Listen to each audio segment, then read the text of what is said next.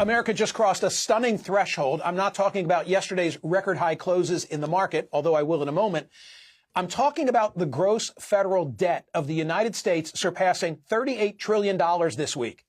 To put it in perspective, that's $111,000 for every American, $287,000 per household, growing by nearly $7 billion a day. It's a number so massive that the folks at the Peterson Foundation say that it's roughly equal to the combined economies of China, Germany, Japan, India, and the UK. And yet, the markets keep soaring. Friday, all three major averages closed at records, with the Dow securing its first close above the 47,000 mark ever.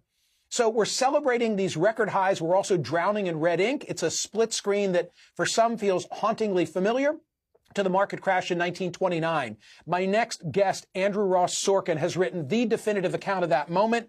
1929, it's a terrific book, Inside the Greatest Crash in Wall Street History and How It Shattered a Nation. The author, Andrew Ross Sorkin, joins me now. He's a financial columnist at the New York Times. He's founder and editor at large of Deal Book. He's co-anchor of CNBC's Squawk Box. Andrew, you think it's going to happen again? You're not sure when it's going to happen again, but I'm wondering if the circumstances are the same, because then I've learned from you in this great book, it was greed, it was incompetence, it was corruption. Today, it seems like the concerns people have about the market is too much concentration of value in just a handful of stocks. So is it a real parallel, I guess, is my first question.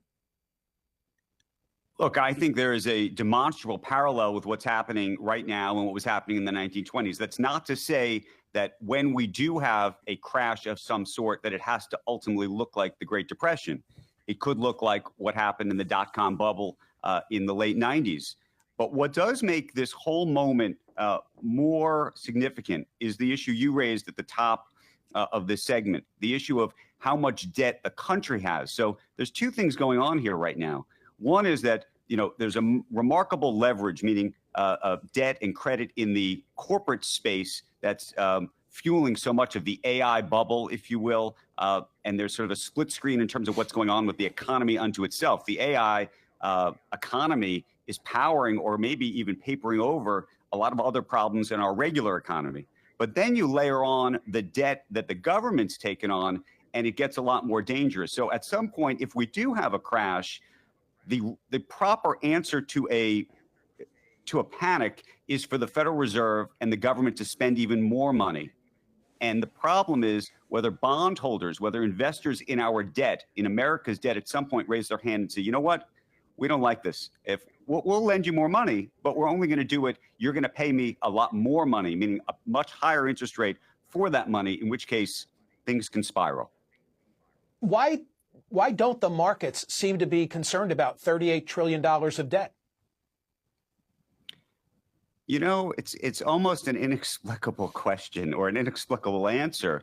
I've been surprised that that bondholders have not been sort of a greater governor over government spending for a very long time. I think part of it's an issue of relativity. The U.S. Economy, on a relative basis to virtually every other economy in the world, is actually doing quite well. And so people think to themselves, what's the safer bet?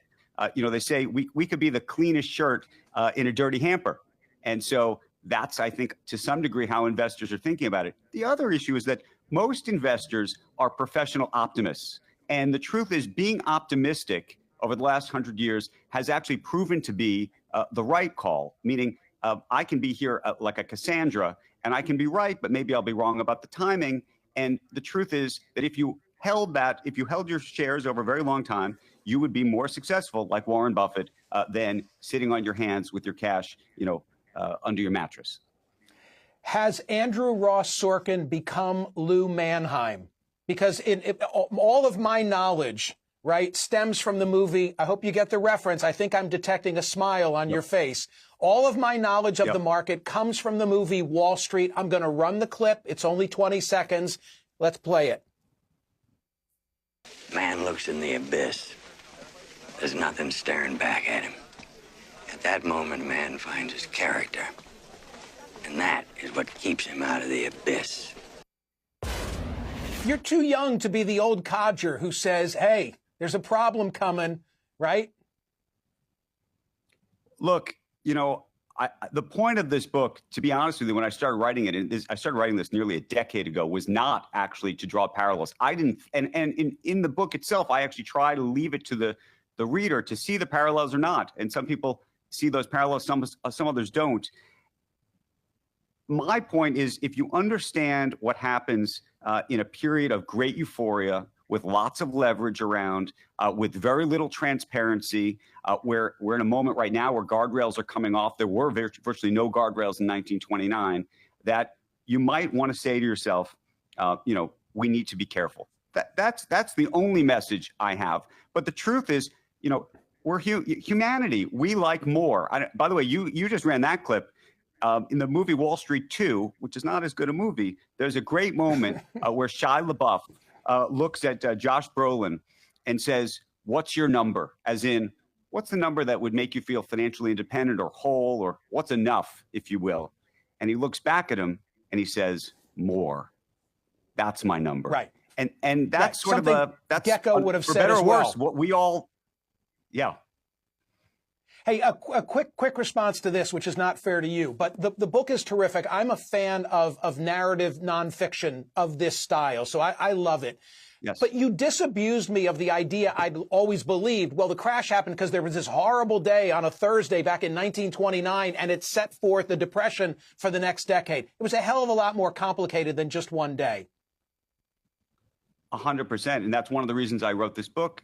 Look, I think I had an impression, like most people, that there was a terrible day and the Great Depression happened immediately after that.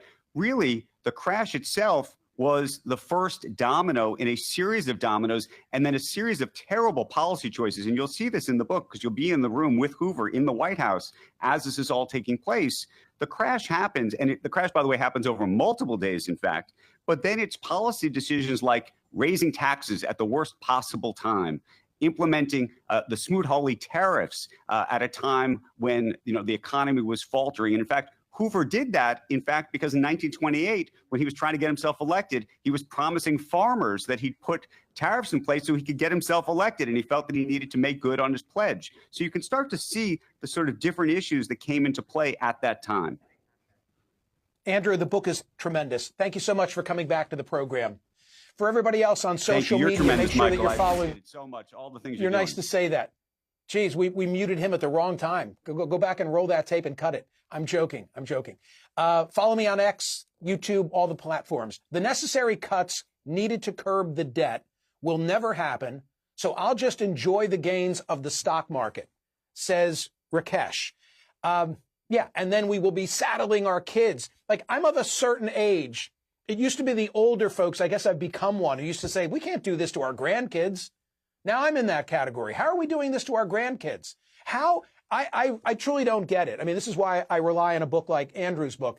How does the Dow pass 47,000? Somebody please explain this to me. The same week that the people at the Peterson Foundation say we're 38 trillion in debt. I don't get it. I want to remind you, go to my website at Smerconish.com and tell me if you agree with the New York Times. This could have been me, but it was them.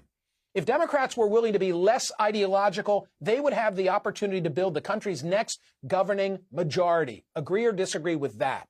Still to come, your social media reaction to today's program, plus a 6-year Cornell study, this is amazing, found a surprising shortcut to happiness, one that lifted mood, purpose, and belonging across an entire generation. So why are we now just learning about this? Good thing that we are. Be sure to sign up for my daily newsletter at Smerconish.com. You'll get the work of illustrators like Rob Rogers.